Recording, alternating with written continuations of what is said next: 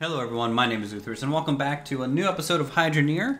Last time we went ahead and worked on a homestead, a workshop, and a little bit more of a manual wash station and garage for our vehicles, and now we're going to go ahead and cover some of the automation within this game. We are at my, I believe, 8 drill, surface drill kind of wash plant and sorting facility over here on one of the plots near the larger town by the river. And this thing is pretty impressive in terms of how quickly it goes through materials. It is only surface level drills. However, there are some benefits for using those. They do produce smaller gold chunks. However, they don't require being fed dirt. They don't have a drill limit to them, just like the Goliath drills have. So these things will just constantly churn out gold, iron, gems, and crystal just continuously. As long as this thing has power and is repaired, it is good to go. So I want to go over how this thing works in my setup specifically with the way everything is going. Max has dropped a couple patches since the release of the game, and it has drastically made this setup far better. I used to get about 1 FPS when this thing got going, but right now, while it is running, I'm still getting smooth maximum FPS, which is great. It's wonderful to watch those gold nuggets just kind of get sorted through here and chopped down to size, which we'll get to see in just a second. But first off, how does this work?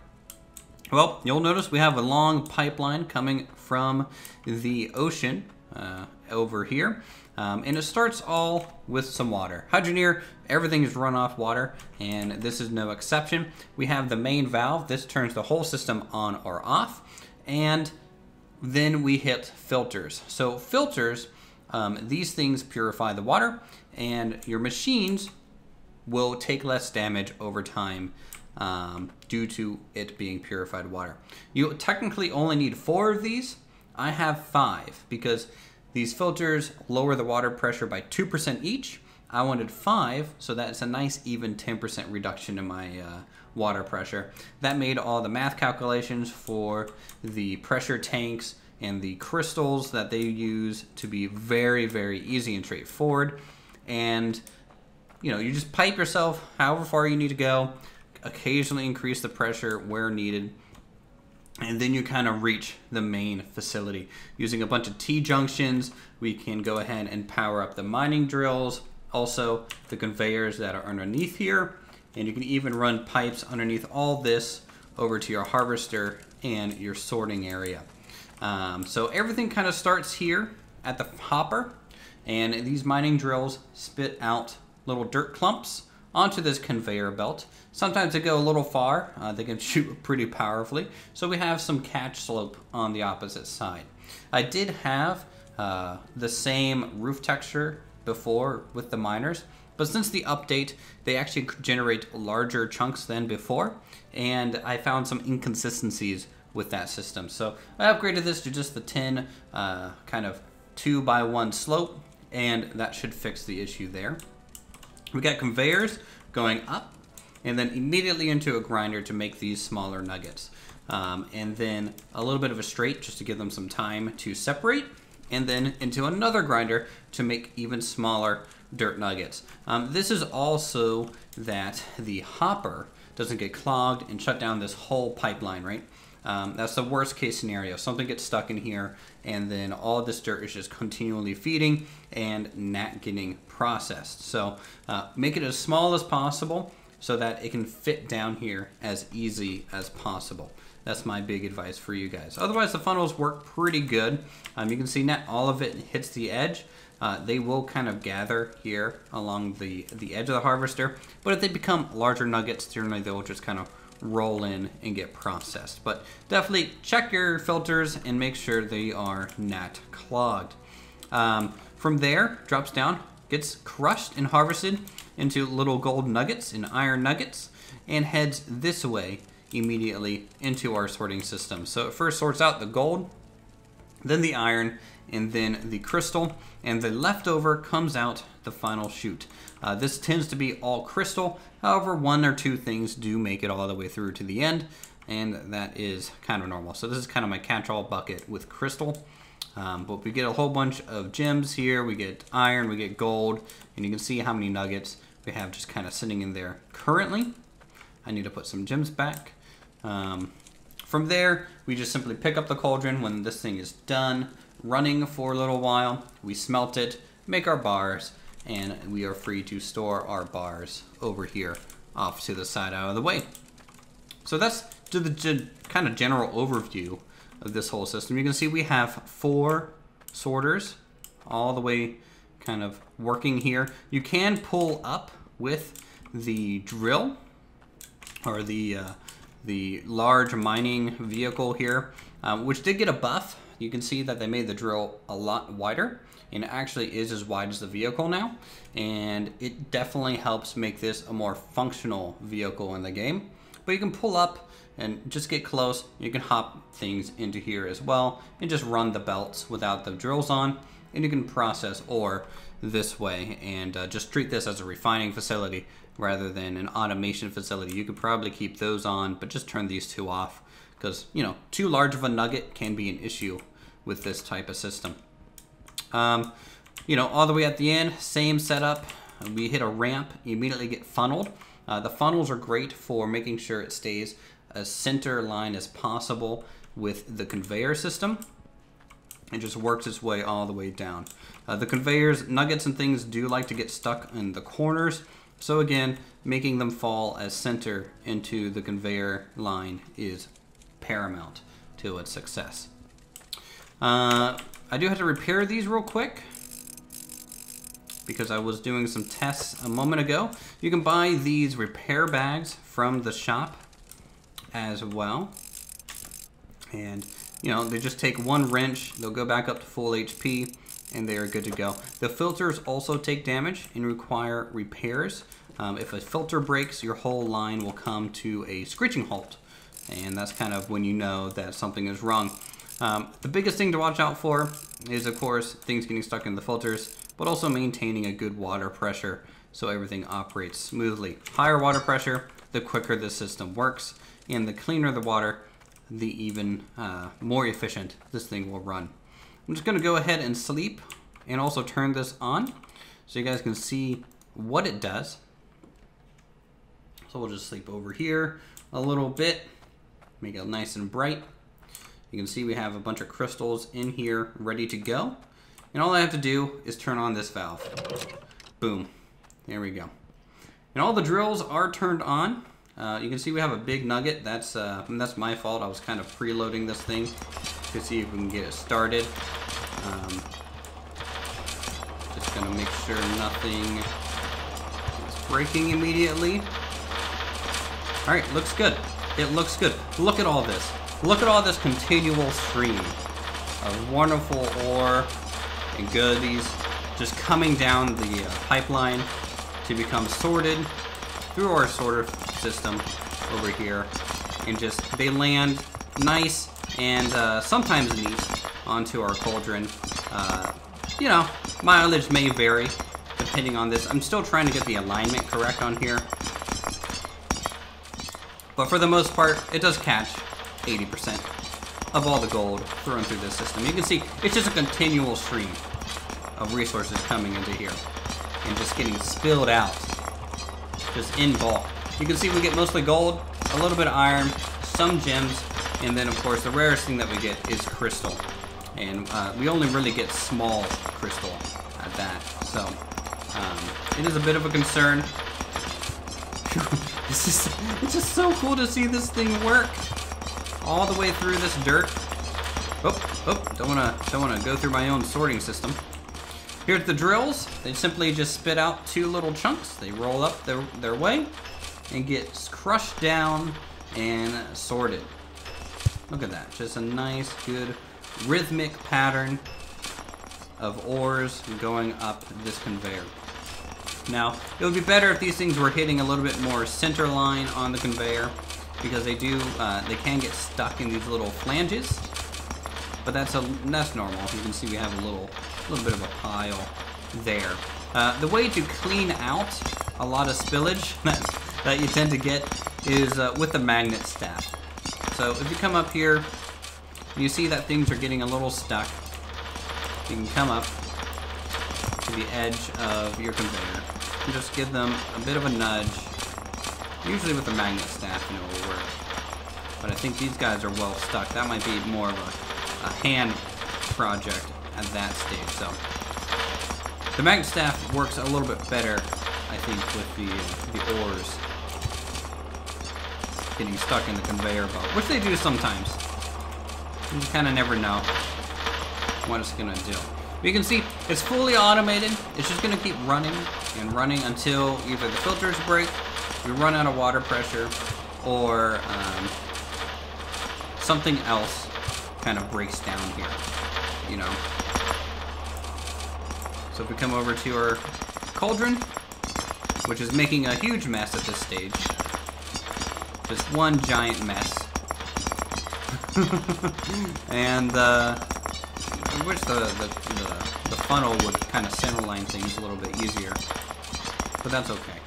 That's okay. We can clean all this stuff up. I'm gonna let this run through all the way, so you guys don't have to sit through it, and we will see what kind of gold bar we get from this 8 drill setup.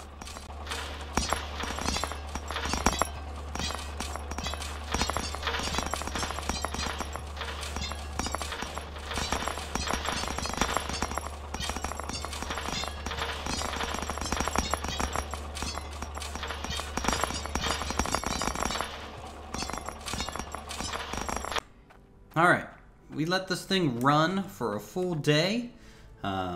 Nothing really broke down, which is a little surprising. Usually either the filters will go or the drills will go. I don't know if the drills are lasting longer because they technically mine half the speed as they used to.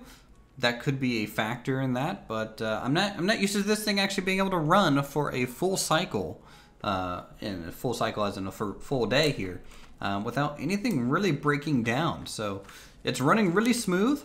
You can see even right now I'm getting about 20 FPS, even though this thing is just full of gold. Some iron got through. I cleaned up a little bit of the mess that kind of overspilled around here, and this extra iron bar, this cauldron kind of moved for a little bit, so I smelted that down into like a chunk and threw it back in there because, you know, I wanted to see how much this thing will do in a day.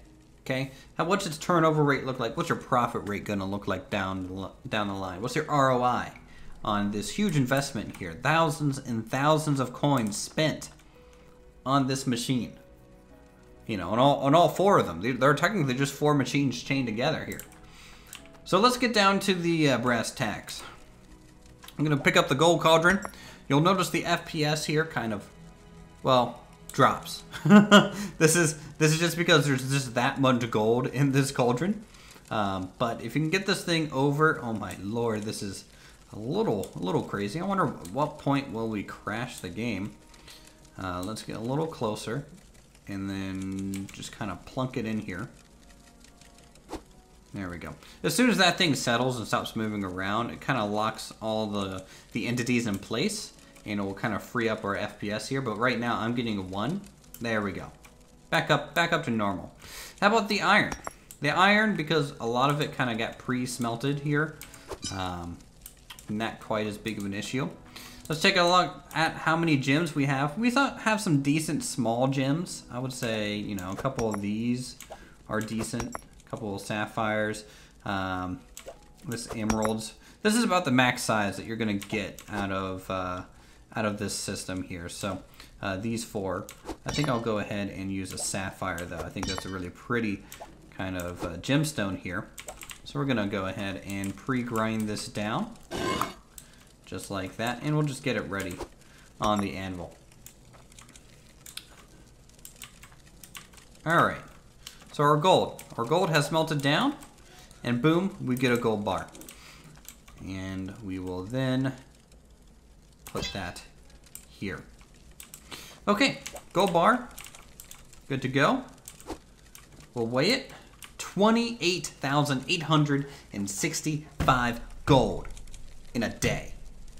That's 1 day of automation. That's massive. That is so much money. And then you times this by however many days you want to run it. And you get all this crazy amount of gold. And just smelt it all together and make a huge profit. That's what we're looking at here. So I might actually do that. Let's go ahead and make a crazy amount of money, huh?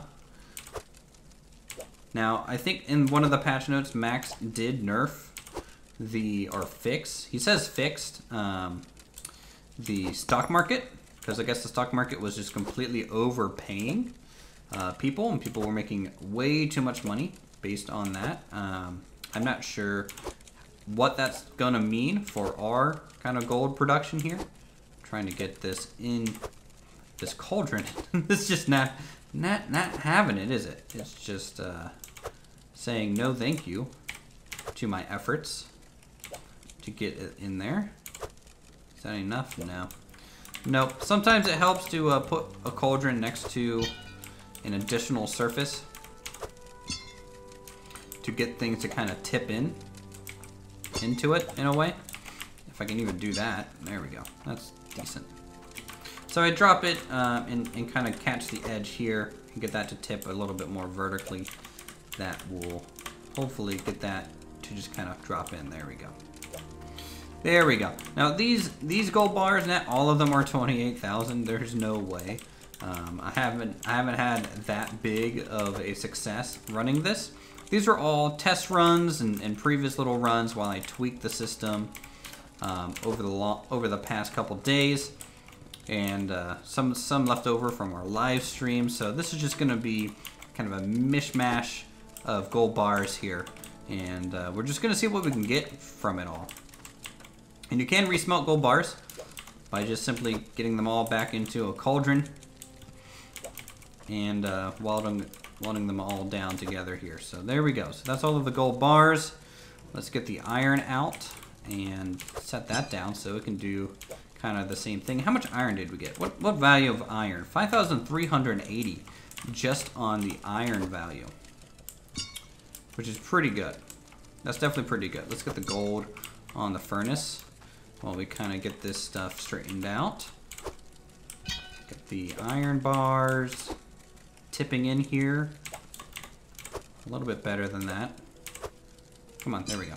There we go. Get all this iron smelted down, because why not? Let's make the largest sword and the largest necklace we can get. Now obviously we don't have the highest gemstone, so that's going to dramatically affect the cost of our necklace. I'm pretty sure gemstones are some sort of multiplier when it comes to that sort of stuff. There we go. And into here. And a little bit more. I think this is the last one. Yes, beautiful. All right, our gold is actually smelted down now. Perfect. Boom. And you can see there's even some gold still left on the floor, right? This thing does make a little bit of a mess. A little bit of a mess, but I think I've gotten the good position for it. I want the back third of this cauldron to be on this line there. And the same thing with the iron, because the speed of the conveyor belts kind of launches it towards this end a little bit. So this gold bar, let's see how much this thing is just worth by itself. That's 63,448. So that's about two and a half days worth of gold on our system. So we'll just cut that in half, right, for a necklace, okay? And then we'll go ahead and start preheating these in our furnace. Looks like the iron is good to go. And the iron sits pretty much at the exact same location as well on this sorter. So that's a 1,200 value iron bar, which I consider to be pretty good. Iron never really sells well. Let's get the anvil queued up for a necklace. And pop those on there. There we go. We get a beautiful necklace. Easy as can be. with no manual digging on our part. We didn't have to like touch the dirt at all. You know, this thing did 90% of the work. 10% of the work is us kind of maintaining the system and getting a lot of that good to go. But for the most part, oh boy, I can't wait to sell this thing. The most value I've ever gotten on a necklace is 98,000. So this is going to be, I think, pretty big for us. So let's do that. We'll change that to a sword. We'll grab all the iron here. Grab us a hammer, and then boom. All right. You know what? I'm not even gonna look at the base value of these. Not even gonna look. We're gonna see what we can find at the stock market. I'm going to bring a bed because I'm going to rig the system by sleeping if I need to near a stock market, so that we can get the most for our value here, right? Oh boy, oh boy. Exploded house, yes, good to see you again. You never look the same. You'll never look the same. All right, let's go and grab the necklace because I know for sure this will be ready to go. I can sell it for a huge old profit. Nope, I can sell the sword though. I can sell the sword though. So let's grab the sword. The sword is up here. Let's see what we can get for a sword. I don't know what the max for a sword I've ever gotten is. 18,742. I feel like that's a little less than I have before. It's not that much. It's been a couple days. We got it. We got the 86. What do we get? 96,510. Yeah, he definitely fixed it because that, I bet on the old system that would have been double. Okay. Okay, that's totally fine though. 96,000 for 2.5 days of labor. It's not too bad. It's not too bad. We'll take it. We'll take it. You know. So all in all, we got about 114,000 coins out of that venture. Anyways, I'm gonna go ahead and put this in the garage. All right. Maybe not. We're just gonna rotate down the hill. That's fine. This is normal. Anyways, that's where we're gonna leave this episode, everyone. Welcome to Hydroneer. I hope you had a good one. If you enjoyed the episode, feel free to subscribe for more creative goodness such as this. Hit that like button. Leave a comment down below on how well you are doing at Hydroneer. I'm really curious to see how everyone is doing and if they enjoy the game. With that, we'll see you all in the next video.